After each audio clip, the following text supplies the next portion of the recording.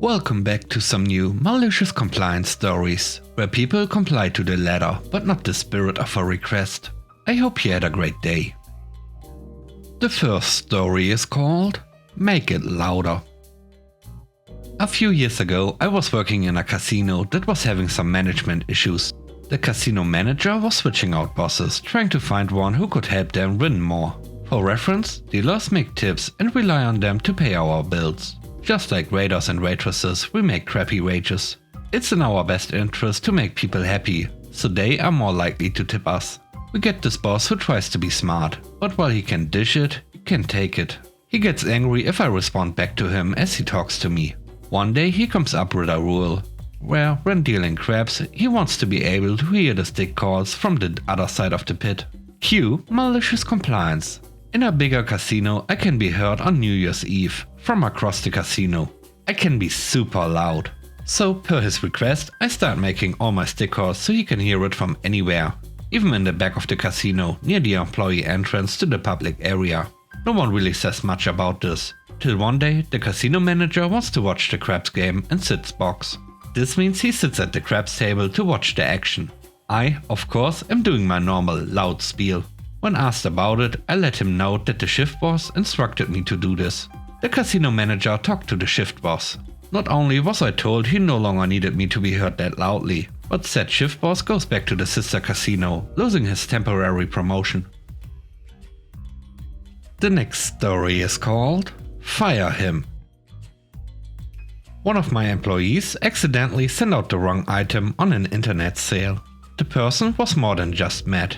We offered a return at our expense and we shipped the correct item and the original shipping would be refunded. But no, that wasn't good enough for this person. Told me I should fire Steve for this. Steve, not his real name, had made a simple mistake and things happen because we were in a busy time of the year. Now, this was 2 weeks before Christmas and I finally replied to this angry customer. Dear customer, thank you. I appreciate your insistence that action be taken in this case. I had been building a case to remove Steve from the company for some time, and this helps me seal the deal. You aren't the first person to tell me this. Thanks to your complaint, I have to give Steve his walking papers. He was very upset. He even cried a little bit and asked how after 4 years I could be so heartless to fire him 2 weeks before Christmas, and said that he was the only source of income for his family with 2 kids and his disabled wife. I simply told him he kissed off the wrong customer. Sorry Steve, but Santa won't be visiting your kids this year. Oh, and Steve? Sorry, but you no longer qualify for your year-end bonus. I thanked the customer because his complaint was gonna save the company a lot of money, and as a reward I was making his $8 purchase totally free. The customer sent back a very long email where he profusely apologized over and over, to the point they must have been crying at the computer while typing it out. They were shocked and stunned I would fire someone just before Christmas and had this attitude that it was a good thing. They literally begged me to hire him back. Well, Steve and I had a good laugh reading what this angry customer wrote. I saved the letter and over the next 2 years sent it out twice more. Steve was not only a good employee who was honest and caring, but I also considered him a good friend. Give the people what they want, and suddenly they realize they are the monsters they hate the most.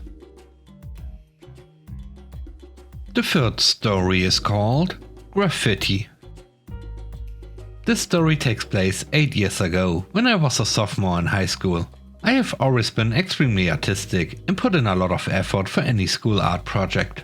I have won multiple competitions, and when the teacher needed to use someone's art project as an example, they'd often use mine. I was in no way academically gifted and scraped by most of the time in everything other than art.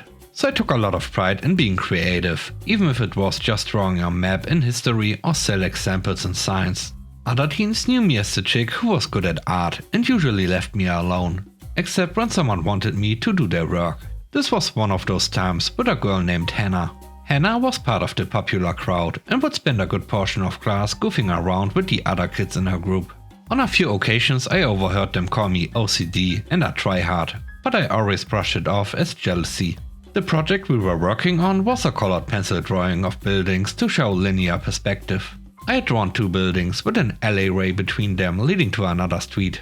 On the wall of the alleyway I had drawn graffiti of random swords that were dripping from the bottom in multiple colors.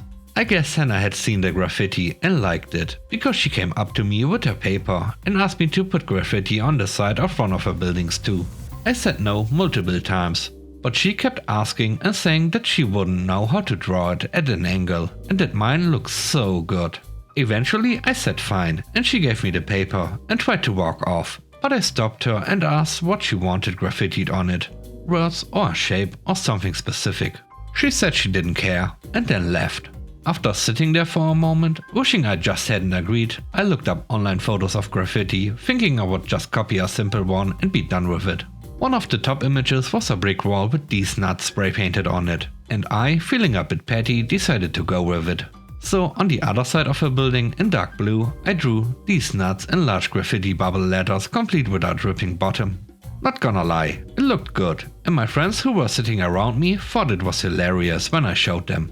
I went to her seat to give it to her, but she was at another table hanging out with her friends, so I just left it upside down at her spot and went back to mine. I guess she went back to her seat and saw it, because the next thing I knew, our teacher came over to my seat with Hannah in tow. She asked if I had drawn the graffiti, and when I said I did, she asked why. I explained what happened, that Hannah asked for graffiti, and when I asked what she wants, she said she didn't care, so I went online, saw the photo and went with that. She asked why I specifically wrote these nuts, and I got out my phone to show her the image I found online, and that it's not a swear word, so I thought it would be fine. And I specifically asked what she wanted it to say, but she didn't care. Hannah didn't say anything and just stood there looking shocked while our teacher looked both amused and disappointed, but eventually just said okay and went back to her desk with Hannah. They talked a little before Hannah went back to where her friends were sitting, not looking my way for the rest of the class period. Nothing really came from this, other than Hannah purposefully ignoring me in any class we had, and some of her girlfriends giving me the side eye whenever they were near me.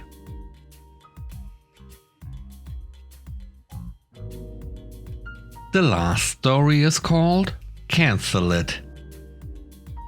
We had a client who was not happy with his TV service. We tried everything we could to help him out, but there was no helping him.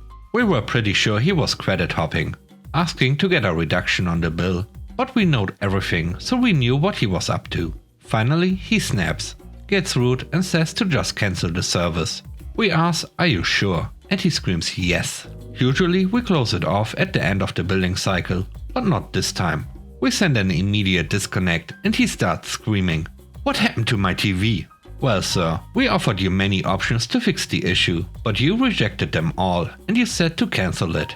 We asked, "Are you sure?" And you said yes. Have a nice day. He hung up. Eventually he got back and had it reconnected, but not till the next day. Probably missed what he wanted to watch that night. Thanks for watching the video. I hope you enjoyed it. Please don't forget to leave a like, comment and subscribe. And if you have time, watch another one of my videos. And now I hope you have a great day. See you soon. Bye bye.